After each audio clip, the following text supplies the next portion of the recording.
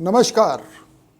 जो लोग जीवन को मिट्टी बताते हैं ठीक ही बताते हैं, क्योंकि इस मिट्टी की खुदाई करके ही असंख्य लोगों ने पानी, कीमती खनिज, सोना, हीरा और न जाने कैसे कैसे बेशकीमती पत्थर प्राप्त किए हैं।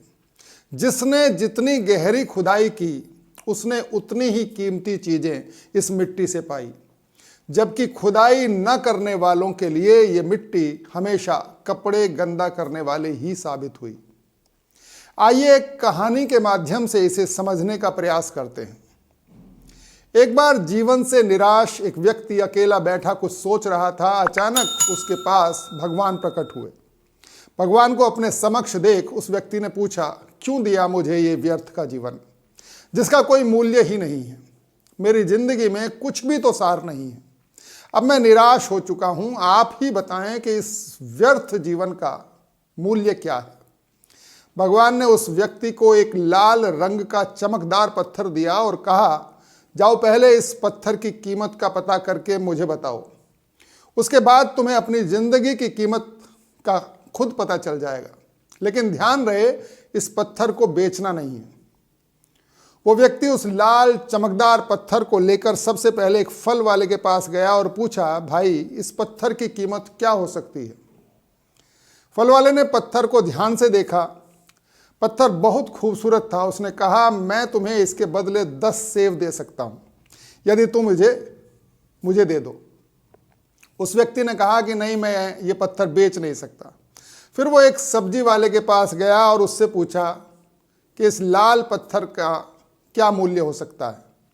सब्जी वाले ने कहा, ये पत्थर तुम मुझे दे दो तो मैं एक बोरी आलू तुम्हें दे सकता हूं। लेकिन भगवान की शर्त के अनुसार उस व्यक्ति ने कहा कि नहीं, मैं ये बेच नहीं सकता। फिर वो व्यक्ति उस पत्थर को लेकर एक सुनार की दुकान में गया। उस व्यक्ति ने सुनार को वो पत्थर दिखाया और उस सुनार ने बड़े गौर से उस पत्थर को देखा। फिर कहा, ये तो बेहद कीमती पत्थर है, मैं तुम्हें इसके लिए 1 लाख रुपए दे सकता हूं, ये पत्थर मुझे दे दो।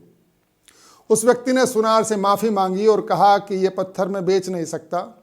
सुनार ने कहा, मैं तुम्हें 2 लाख रुपए दे सकता हूं, ये पत्थर मुझे बेच दो।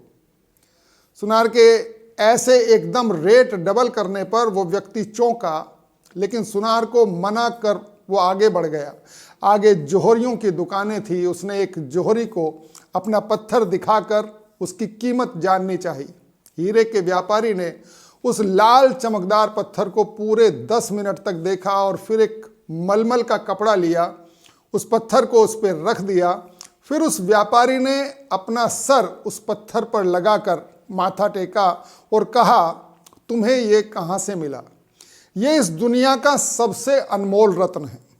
मैं अपने सारे हीरे जवाहरात और सारी संपत्ति भी अगर बेच दूं तो भी इसे नहीं खरीद सकता। ये सुन वो व्यक्ति बहुत हैरान हुआ और सीधा भगवान के पास गया और उन्हें आप बीती बताई। और फिर उसने भगवान से पूछा, हे भगवान, अब मुझे बताइए कि मेरे इस जीवन की क्या कीमत है? भगवान ने कहा, फल वाले ने, सब्जी वाले ने, सुनार ने और हीरे के व्यापारी ने तुम्हें जीवन की कीमत बता दी थी। किसी के लिए तुम एक पत्थर के टुकड़े के समान हो और किसी के लिए बहुमूल्य रत्न समान। हर किसी ने अपनी जानकारी के अनुसार तुम्हें उस पत्थर की कीमत बताई, लेकिन उस हीरे के व्यापारी ने उस पत्थर को पहचान लिया। ठीक उसी तरह कुछ लोग तुम्हारी कीमत नहीं पहचानते, और इससे भी बुरी स्थिति ये होती है जब कोई खुद भी अपनी कीमत नहीं जानता। इसलिए जिंदगी में कभी निराश मत हो।